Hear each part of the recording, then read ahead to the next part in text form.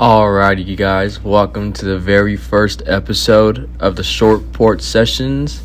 This is a brand new podcast talking about everything relating to your New York Yankees. I am Vincent. I'm in Arizona, West Coast Yankee fan. And let's get right into it. Thank you guys for joining. So today we're going to go over April 9th game against the Detroit Tigers. It's the final game of the series. So we lose the series 2-1 against the Tigers. We pull away today about at 4-3. The big headline going into today's game is Max Fried and Jack Flaherty facing off. They are both teammates at Harvard Westlake School in LA. Max Fried 2 years older than Jack Flaherty. Max went 7 innings today, gave up 5 hits, 0 earned runs, 0 walks, and 11 strikeouts. A total of 95 pitches, 68 of those strikes. On the other end, we got Flaherty, who's going 5.1 innings pitched, gave up 3 hits, 0 runs, walked 3, struck out 9 with 101 pitches, with those 62 of those being strikes. So, with this matchup, we got so some of the notes for Max Fried. Fried looked good. He was in full command of his fastball, his curveball, and his changeup were keeping the Tigers off balance the entire time he was on the mound.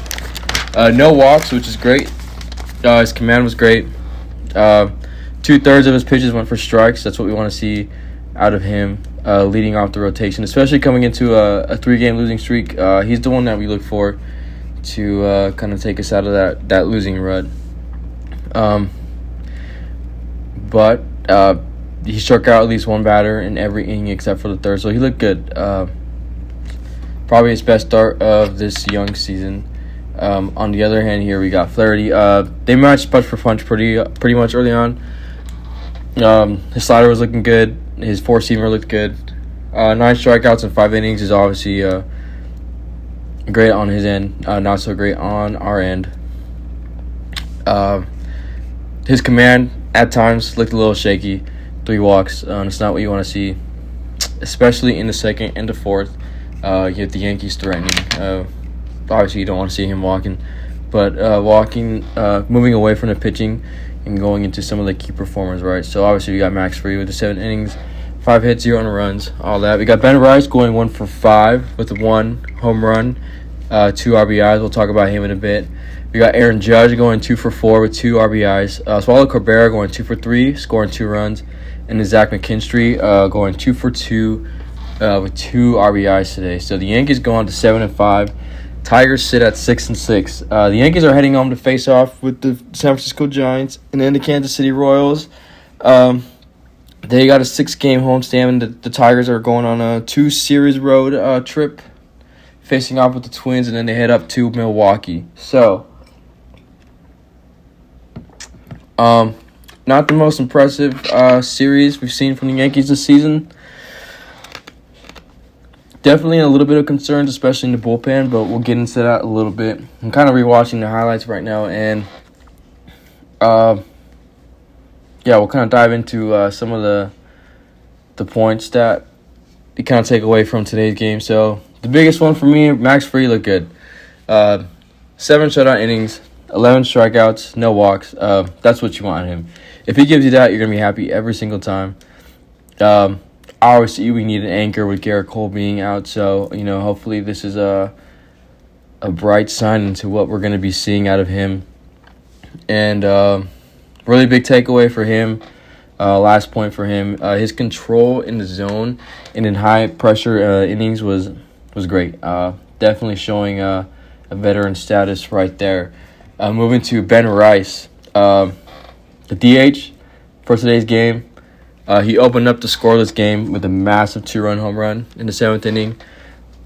He's definitely showing signs of being a high-power, high-threat batter in the middle of the lineup. And this could definitely be a big confidence booster for young Ben Rice. So hopefully he can build upon this performance, and we'll see where he goes from here. We got Aaron Judge coming in, stepping up late. So So Judge had a 2-run single in the ninth, gave us some extra insurance runs, which proved to be very necessary. And what I like is that he wasn't really doing too much at that bat. He was looking for what the pitcher was taking him, or giving to him, and driving in 2 runs in that single in the ninth. Staying late in the game, right, bottom half of the ninth. Devin Williams not looking great. I'm not too worried about it. It's very early on in the season. We're not going to start rushing or throwing anything out there as far as, is it a good signing? Is he our guy? We'll let him pitch and work through errors, I'm cool with him struggling now if he can take away some positive from it. But Detroit scores 3 in the ninth. That's not really what you want, obviously. We turned a good-looking game into kind of a nail-biter at the end. So, obviously, he didn't unwind all the way, but leaving bases loaded, 2 outs, 9th inning, 1-run game, not ideal situation for us. So we'll see where that goes. But yeah, as far as the offense, finding its groove. Speaking about the offense now, we're definitely still finding our groove. 7 total hits, and 4 of those came in the final 3 innings of the game. We're not stringing together base hits or capitalizing early on. We're still kind of relying for the long ball, the big play, which can be fun. But, I always see, that's kind of been our identity for the past few years. And I think that the Yankees really need to focus on taking what they're getting in front of them and just playing good baseball. The home runs are cool. 3 pitches, 3 home runs, Stuff like that is cool to see. But, you're not going to get that every game. So we need to be more consistent in our offensive approach. Snapping a 3-game skid, big deal for us. Confidence boost to get back home. And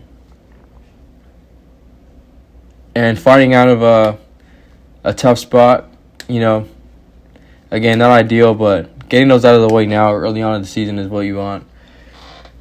Building some character, making the mistakes now, learning from them moving forward.